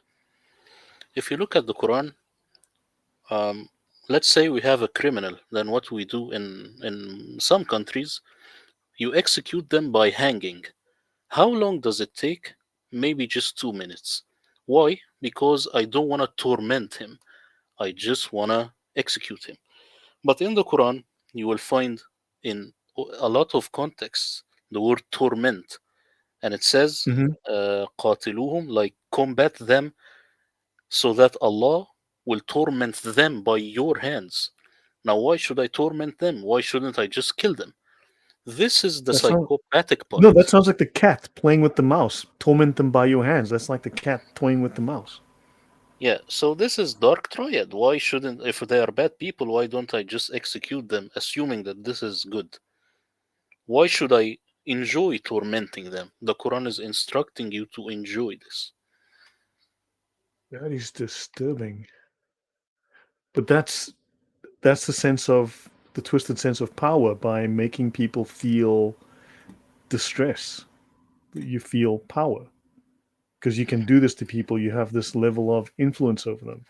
The Quran also is clear when it says, do not have peace with them if they have the upper hand, meaning be psychopathic, be covert, be narcissistic, and hide till you get the upper hand. All of a sudden, you switch 180 degrees and show your true colors. The Quran is instructing you to do That is when you say the quiet part. This is evil. that. Of There's course. something evil, something insidious about this, and I don't think I'm overstating it. I mean, this is making my yeah. I guess from a professional point of view, I would be very wary around someone who made me feel this way. If I move into an environment and I'm getting this kind of feedback and I'm getting this kind of sense from the environment or from a person, I would be extremely wary. I would be quite ready to extract myself as soon as possible, or I would be getting ready to potentially to terminate the situation using whatever degree of doing whatever is required given that wow. I mean that's yeah. I mean this is a But threat. This is a threat. yeah, but what I'm getting from the Quranic author is that he is acting this bad because he is losing the battle. As I'm telling you, this author is sad. He is depressed because his warriors are not doing what he has to say. So that's Okay. why he is going in this like a meltdown, like the leftists, they have this meltdown now with Trump. The Quranic author Right. is like this. He's very angry, very angry. That's an interesting discussion to explore. Maybe we can do a little bit of this next time because this gives you a completely different insight into the psychology of Islam and its founder or founders and their intentions. I mean that is because the Sharia is threat doctrine. It's the enemy's threat doctrine. And it is sadistic because if you look at the manuals written by groups like Al Qaeda and Boko Haram or whatever, it's all sadistic. At the end of the day, it's violent, brutal, and sadistic. It's animal levels of savagery. I mean, in fact, they call one of their most popular manuals from Al Qaeda the management of savagery, because savagery, which is brutal murder and torture, is part of the methodology of Islam to instill compliance and fear. And incredible. I mean, wow, this is beyond anything that I had assumed, Murad. I mean, this is disturbing. Yeah, so that's the idea really. It's that the Quran is whetting your appetite. You don't want to fight? Why don't I whet your appetite by telling you that actually you can torment people? Because actually, also there is another story that comes from the sin, which is very strange, but it goes well with what I found with the Quranic author. There is this narration that says that the Quran has descended by sadness. So whenever you read it, cry and weep.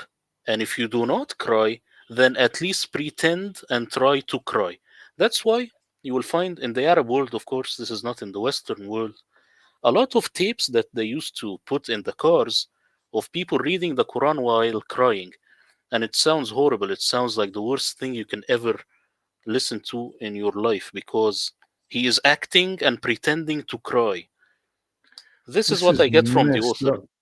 This author is very depressed, sad, angry because the warriors are not doing what he is instructing.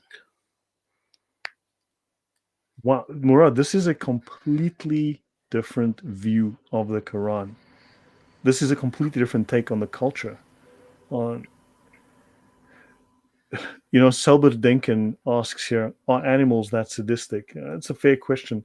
I think there are some that maybe harbors that, but yeah, it's animalistic. We would term it animal-like, animalistic, I because we think are supposed to be better than only that. when they are hungry. If they are full, they're not sadistic. But with humans, or with someone who has this agenda in mind, even if he's full, he will be sadistic more than an animal. Yeah. Kiko 8U says, sounds like a 7th century Mein Kampf. I mean, Mein Kampf is my jihad. That's Hitler's my jihad. Yes, yes. It is an instruction book, instruction manual, and it tells you exactly, like when you go fi sabilillah, they say in the cause of Allah. No, this is literally the way, literal way that you walk on. So when you walk this way, and then you see the infidels, you either be kind or you be covert or you start fighting them. So is, yeah, Yeah. go on, sir. So this is the way, and I think it's the way to Jerusalem. So when you are on this crusade to Jerusalem, you either act this way or that way. That's why I say whenever you find them, kill them, because where am I gonna find them? I'm gonna find them in this way as I go to Jerusalem. This is within the context outside of the sin. Wow. Murad, seriously, you have blown my mind tonight, and I think the audience as well. Jordan says, this stream has clarified so many thoughts I've had about Islam. Well, the audience, I mean, hopefully you've gained a lot from the stream, and hopefully you've learned a lot from the channel. And yeah, please, again, do like, do share, do subscribe. Um, you can, Murad, please tell us where everyone, just before we forget, where can everyone find your material? Where can they buy your book? How can they support you?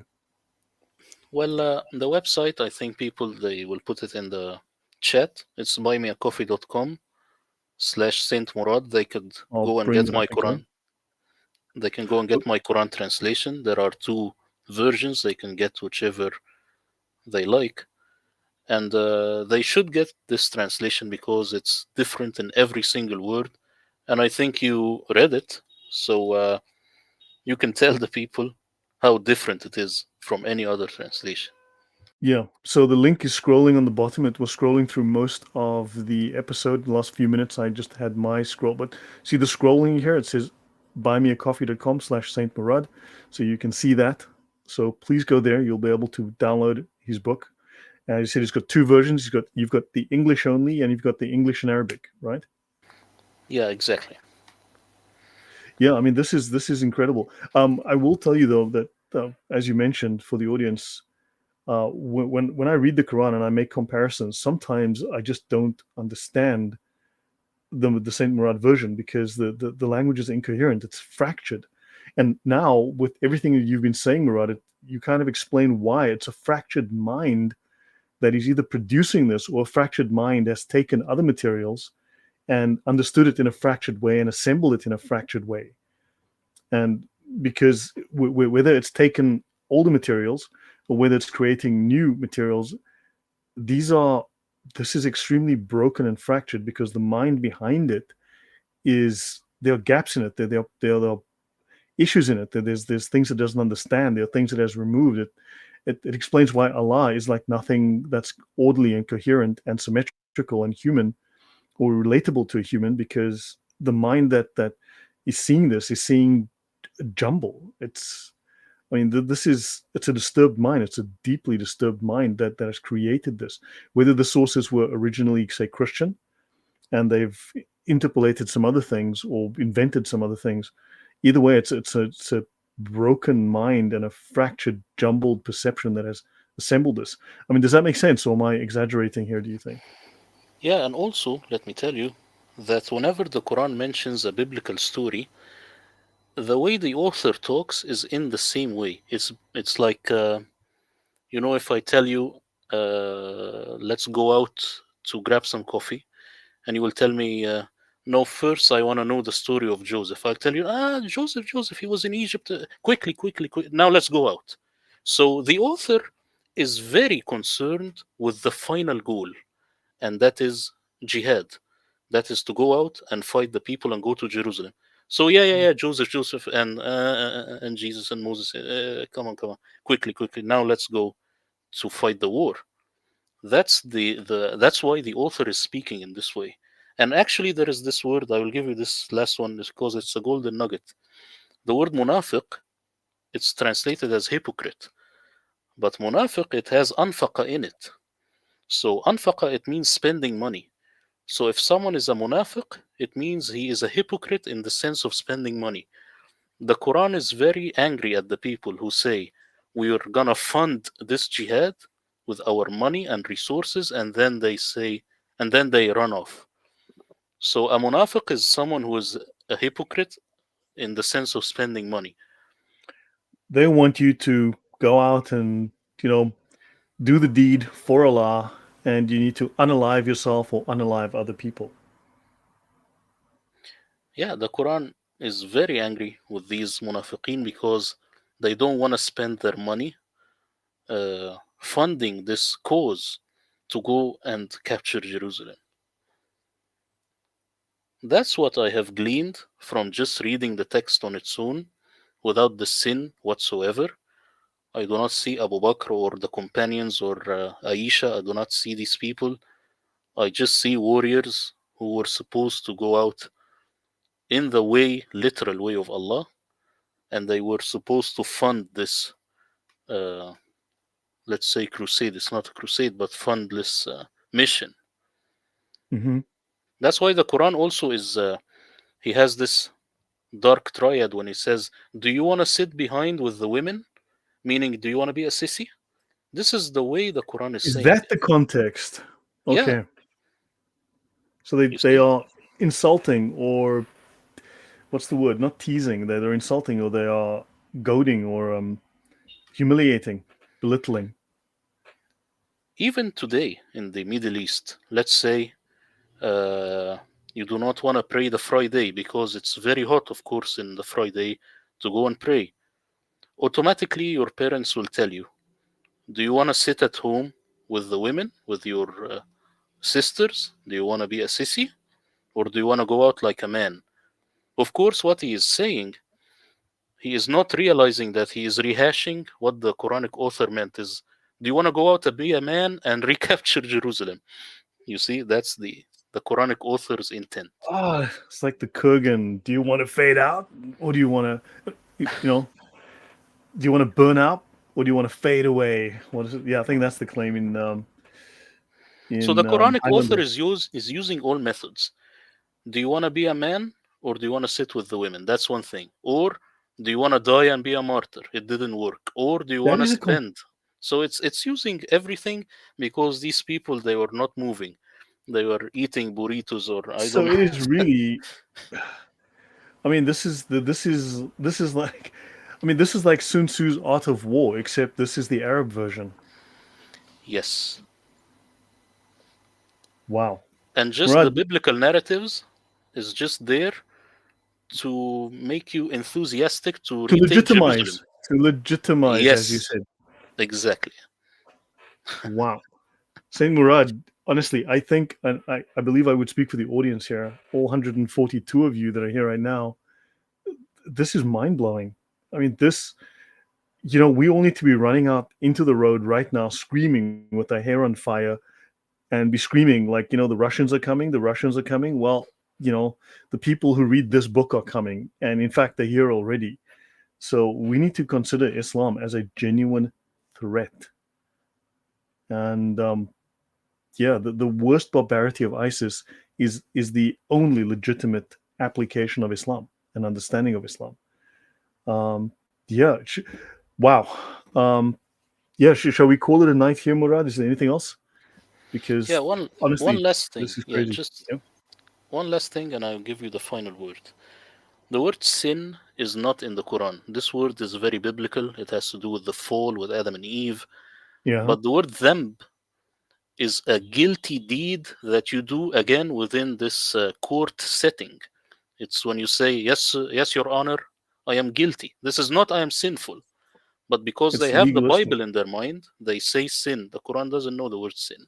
Yeah, it's trying to associate, to legitimize itself through association by using words and ideas that are familiar to us, but are not true. No, So I mean these are the translations, but the yeah, Quranic Arabic it never says sin. yeah. Well, we apply our own understanding to it, which is false. Yeah, because we cannot Wow. fathom that the Quran is not saying biblical sin, when of course Yeah, it's talking about something else, which is a sin, guilty deed. right. I've said for years that Islam doesn't have our moral concept of right and wrong. It has legal and illegal, and what is illegal can be through an act of law, through legal loopholes, be made lawful. So what is unlawful can be made lawful by an act of law, or through extenuating circumstances, or through legal trickery. So hiyal. So this is something that is Islam does not have any sort of absolute morality. Is Allah is not an absolute moral standard because he's not an absolute moral God. To deny that Allah can do literally anything, even the most heinous of evil things, would be to limit Allah. And that's a sin. It is shirk to say Allah cannot do something. So Allah could literally chop off the arms and legs of a bunch of infants. Allah could do any kind. Think of the worst atrocities. Allah is able to do those, even if they are objectively evil, because to restrict Allah is itself evil. So Islam has absolutely no kind of moral absolutes. It is utterly different in that sense from Christianity, from the Christian concept of God and moral right and wrong. Wow, Murad, shocking, shocking. But this is you've done the world a favor. You've done the world a service, and I think it's up to the rest of us to talk about this and spread this and get this understanding out there. I hope scholarship picks up on it. I hope you're on CNN at some point, man. Well, okay, so Fox, so the Fox. lefties can learn something, and Fox News, so that. But seriously, you know, Well, thank you very much, and I am very glad for this opportunity. And people, they should download my translation, and then they could just send me their comments, tell me what they think. yeah, yeah, that is wow. Honestly, mind blowing session tonight. So yeah, Murad, thank you, and for the audience, thank you very much, and thank you for those who supported, who donated. Thank you, and all the new subscribers, welcome. I do talk about very controversial, contentious subjects on this channel. Yeah, I try to go places that most wouldn't really discuss, and yeah, it doesn't make me a lot of friends, but I do have some loyal supporters, and I'm very grateful for those who are. And so, Murad, we'll see you in a week. We'll continue this conversation, but this has been an eye opener, a jarring eye opener. But we were going down the standard road, and then suddenly you veered left, and we've gone into crazy town. Well, thank you again, and people, they should not miss this upcoming live stream next week because I will talk about exactly how I translated my Quran translation and again, unorthodox stuff. So stay tuned. Yeah, this is amazing. Thank you, guys. Thank you very much, everyone. And yes, we are waiting for the Aramaic, for you to take the works, the existing works on Aramaisms and stuff, and see where we go with that. Because I think you're willing to go where the scholars fear to tread. So, guys, thank you all very much. And I will be. By the way, let me close that. I want to show one more thing. Tomorrow I will do this. Let me just do that. Yep. So tomorrow I will be doing the first episode on a series I want to do on America, the Christian founding of America, and the false claims that the American founding fathers were not Christians. We want to look at the historical setting that they were in, the influences upon them, and yeah, it's called One Nation Under God, America, a Christian Nation. And we want to look at the Christian founding of America. We want to look at the founding fathers, people like George Washington, John Quincy Adams, and others. And I think this is something that America needs to learn, that it was founded on Christian principles. Its constitution is Christian, and the claims of these people being deists and other, there's maybe some truth to that, but there's also a lot of, well, there's more truth to the fact that these people were, in a large sense, Christian. So I want to talk about that tomorrow. So, and Marion says blessings from Italy. So guys, thank you all very much, and see you soon. See you next week with Murad, and see you tomorrow online. I'll be alone. Thank you guys. Good night.